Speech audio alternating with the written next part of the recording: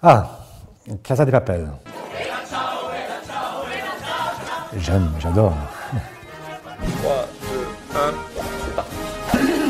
J'adore. Oh, alors ça, j'aime. Voilà, c'est fini. 3, 2, 1, c'est parti.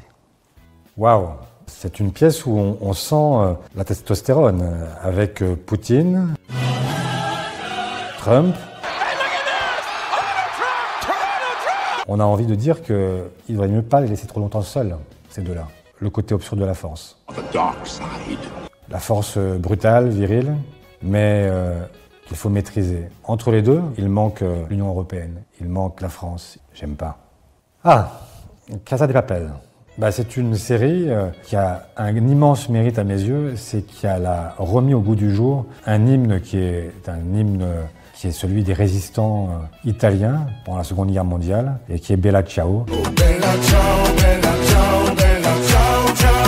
C'est une chanson qui, avant d'être l'hymne d'une série, a été l'hymne du PS et donc j'aime, j'adore. Jul, bon, moi je suis plutôt Orelsan. Orelsan, pourquoi? Parce que c'est un peu une histoire qu'on connaît bien, Parti socialiste, à des fêtes de famille. Je déteste les fêtes de famille. Mais attendez. Tout va bien. Tout va bien, enfin, pas encore. Tout va aller mieux. C'est le début, mais on progresse. L'Europe, je suis un Européen convaincu depuis toujours. L'histoire de ma génération, c'est l'histoire de toutes les générations qui ont suivi aussi. C'est l'histoire de toutes celles et ceux qui ont fini par oublier les frontières.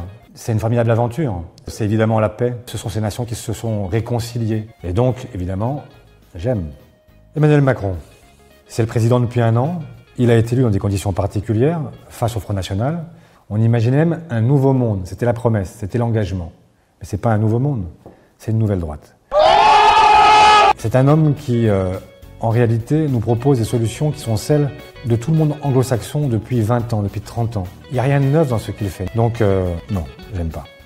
Arnaud Beltrame, un homme sur cette photo qui sourit, qui ne sourira plus, parce qu'il a fait le choix de sacrifier sa propre vie pour en sauver une autre. Il est l'exemple même du dévouement, un modèle, un exemple, un héros positif. Un héros qui nous permet de comprendre ce qu'est le vrai courage. Donc j'aime. Mark Zuckerberg.